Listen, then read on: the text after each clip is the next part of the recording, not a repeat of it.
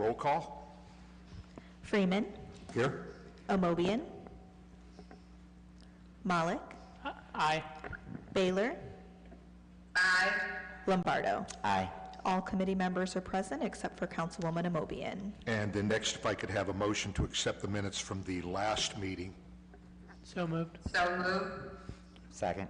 We have a motion and a second. All in favor, please let it be known by saying aye. Aye. Aye. Okay, thank you very much.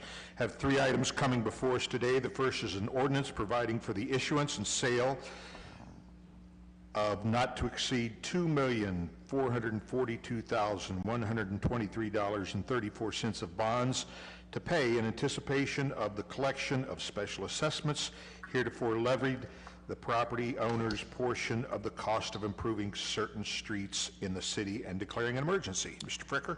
Thank you, Mr. Chairman. So this is the first of 2 pieces of assessment legislation dealing with the issuance of bonds for the projects that we recently built. So basically the portion of the projects that we build that was unpaid, that the property owners chose to have that put on their property tax bill, we issue bonds for that to put the money in the project fund, and then we will repay those bonds when we collect the assessments. These are full-depth street projects that will be 10-year assessments, so these will be 10-year bonds. Okay. And they were, what, 3% the bonds were? We're anticipating? Roughly, yes. Okay, very good. Comments or questions from committee members? Any other comments or questions from any council members? Would consent be okay? We would like to pass this Okay, tonight very if good. possible. Do I have a motion to suspend the rules and issue a favorable report? So moved. That was a motion for consent. And a second? All right. Okay, we have a second. Okay, all in favor, let it be known by saying aye.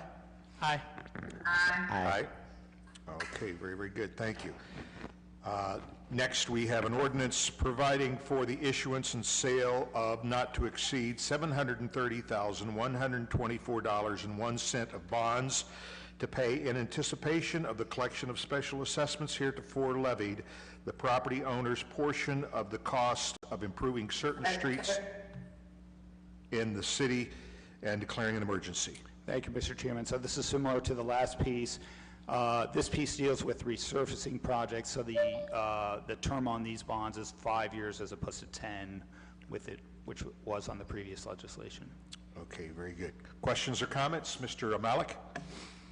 I am going to abstain on this legislation because it includes the resurfacing of the street. It includes, I'm sorry. The resurfacing of the street I live on. Oh, okay. Any other comments or questions? Okay, would you like this passed as well? Yes, please. Okay, do I have a motion to suspend the rules and issue a favorable report? So moved. Second. We have a motion, a second. All in favor, let it be known by saying aye. So moved. Aye. Aye. Abstain. Aye. Second. Okay, we'll go ahead and do a roll call on that, if we could. I think there may be a little bit of a delay, so we I think might. there is a delay, yeah. Thank you. Freeman. Aye. Amobian. Aye. Malik. Abstain. Baylor. Aye. Lombardo. Aye. Aye. This motion passes 4-0 with 1 abstention. Okay, very good. Thank you. And finally, we have an ordinance authorizing the purchasing agent to enter into a contract or contracts with Quicker Solutions under Sourcewell's competitively selected cooperative contract for the implementation of Quicket core platform, cloud-based software services, and declaring an emergency. We are co-presenting this with the clerk of court. I'm here on behalf of the judges of the Akron Municipal Court. I'm sorry to interrupt. Can you pull that microphone a little closer? If you Yes, speak right that into better? it, they'll be able to hear you Okay, better. sorry Thank about you. that. And one of the reasons is the folks that are not current with it, it really is tough to hear what's in the chambers. Okay, I thank you. understand. I understand. So I am here on behalf of the judges of the Akron Municipal Court, and we are co-presenting with the clerk of court, Debbie Walsh. Hello, and I'm co-presenting with Montrella. And I'm Montrella Jackson, by the way. So what our request is for authorization to enter the contract with Quicket Solutions, which a lot of the work pertains to some of the integrations with the clerk's office, communicating information to third-party vendors. An example we listed here was the Bureau of Motor Vehicles. One thing that we've noted as we're working through the new case management system implementation is that there's a difference between integrations and interfaces. And so with the integration, this makes it more of a two-way communication, and Quicket Solutions is a vendor that's working with another court. They're skilled in being able to provide the service. It's a service that in-house we would not be able to do with the staff that we have. Or it would take us months longer to reach the point of being able to make it active. And in discussing it with the IT department, they agreed. The best example we can give you is when, now I gotta think, what's the name of that we use every day? Workday. And they said that they actually used somebody that helped them integrate Workday into what's going on, and their recommendation was that we have this. This is somebody that we can probably go to in the future if there's any new changes or additions to what's going on, or we have to upgrade, or the BMV changes how they want information transmitted to them. That's somebody that can help us make that happen quickly. And we've run this through the IT department. They agree that it's kind of a service that we absolutely need to make happen. And we did go out and look at several different people. We looked at Quicket, we looked at Clarity Partners, we looked at, we had another bid. So this became competitive, and somebody that was working with another court in Ohio, so using the same kinds of, having to deal with the same vendors. So reaching out to the BMV, reaching out to, the biggest one is integrating that, but making sure that the information on the tickets, if we have to go back and match a license plate up with who the owner is, we can get the information. So that we need it going in and out. So this is somebody that will help us pass the information quickly back and forth and help us get our system set up and ready to go live. And we were able to keep the cost down by, the vendor has agreed to train our staff in the future to bring this in-house if possible at some point, but because we are in the middle of the biggest implementation in 30 years, that we really want to get our project launched in the next year. Very good. Did you talk to any other municipalities that are using this, or? Franklin County. So that's who is using Quicket right now, and they're happy with it. So we felt that was the other one that we talked to, Clarity, had worked with the vendor Tyler, but hadn't worked in Ohio. So our thought process was Quicket has worked with Tyler and with an Ohio court, so that they're going to be our best match on who can help us get there quickest. Very good. Questions from any committee members? Mr. Malik? Thank you, Mr. Chair. Thank you, Ms. Walsh. Thank you, Ms. Jackson. Thank you, Mr. Fricker. A couple of questions. First, are there other applications or uses beyond communicating with the BMV?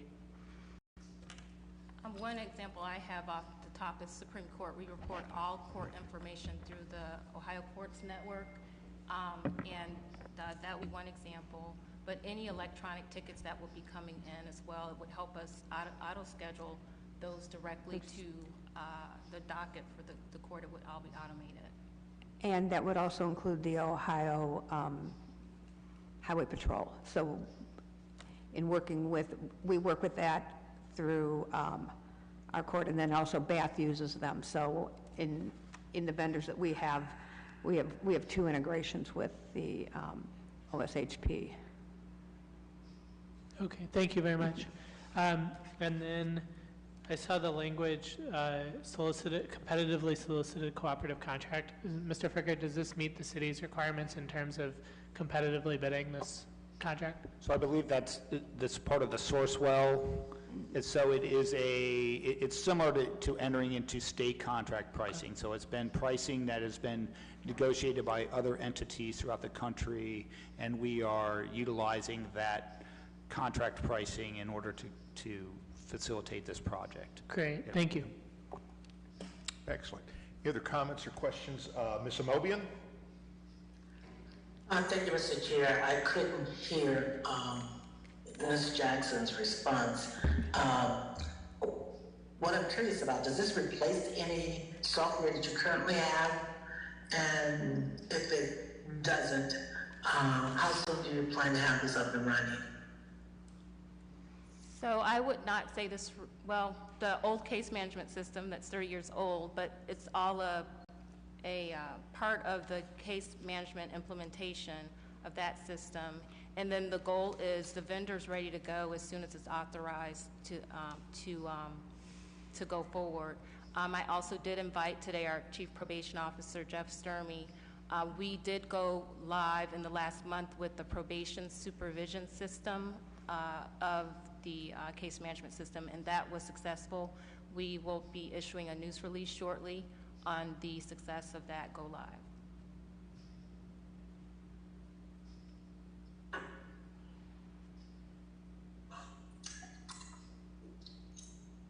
Thank you. Any other comments or questions?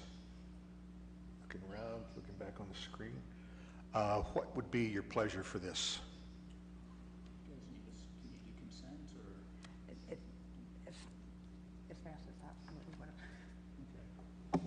I guess they would like, if we could have suspension of the rules. Okay, then. Motion for suspension of the rules with a favorable report. Second.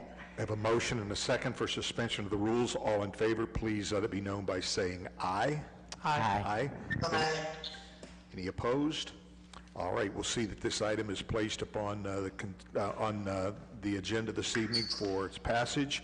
Thank you for coming in, and good luck to you as you continue to try to streamline some work here.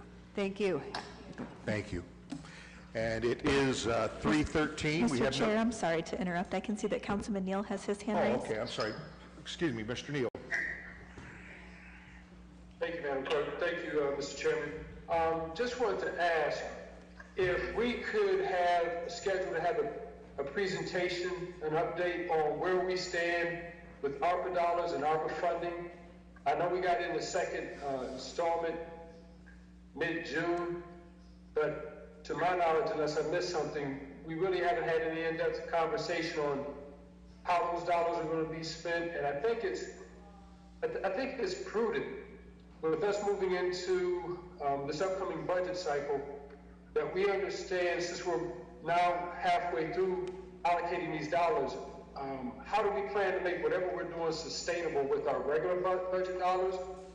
And even more importantly, since we're coming into an election year, and we don't have any confirmation if this present administration is going to try to continue to serve, that makes it even more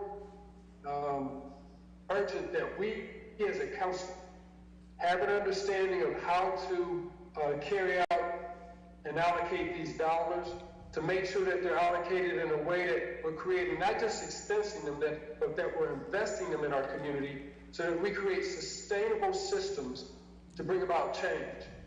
And so the way we've been doing things just will not carry forward. It won't be in the best interest of the city and our constituents if we do not have a more holistic understanding and council have a greater input on how these dollars are invested. Because we know, if this administration doesn't run again, whoever fills that seat is going to come in with their people. And it's going to be like starting from ground zero, except for we will have expensed by that time 2/3, if not all the money, or at least allocated all the money. So I think it's important that we have a real discussion about where we are with these ARPA dollars, looking at if we've created any kind of sustainable investment. Because once these ARPA dollars are gone, we're going to have to be able to determine where these dollars are going to come from our regular budget to keep this going. And then, so I also think it's important that we, as soon as possible, schedule some type of conversation with our colleagues on the school board. Because between the two of us, we've got $250 million. $250 million that have come into this city. And we all know the challenges that we have with facing our youth. I think, again, it's prudent for us to have a discussion about how can we work with our school system to create sustainable wraparound support. You know, not just with these dollars, but finding out when these dollars are going, how are we going to support our investments out of our regular budget. So with that, sir, I ask again that we schedule first to have our financial folks come in and give us an update, and we see where we are, and we reassess what we've invested these dollars right now to make sure that what we're doing is going to create sustainable impact. All right, thank you very much, Mr. Neal. Anyone else has most words for us? If not, we will adjourn at 3:16. Thank you. This is the final committee meeting for the day. Council will meet at 7 p.m. tonight. Thank you.